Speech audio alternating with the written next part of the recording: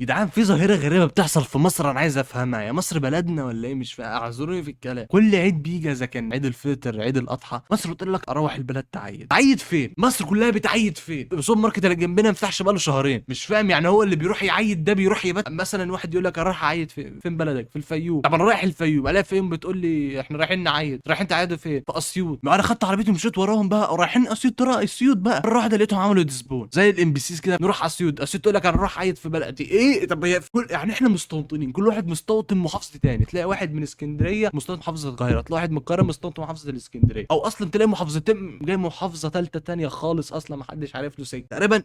وغير كده انت اصلا ممكن ما تلاقيش مصر كلها مش موجوده، فاهم انت؟ يوم العيد دوت تلاقي مصر كلها مش موجوده. مش فاهم هو بيعيدوا في تل ابيب ولا ايه؟ كمان هناك في صواريخ بقى وكده بتنزل كتير فبيبقوا رايحين بيعيدوا هناك، فاهم انت ازاي؟ او مش فاهم، وحد يشرح لي النقطه دي. اصل بقت القطط والبشر بيختفوا يوم العيد صراحه يعني. السوبر ماركت اللي جنبنا زي ما بقول لك كده ما فتحش بقاله شهرين، جاي من تل ابيب ماشي.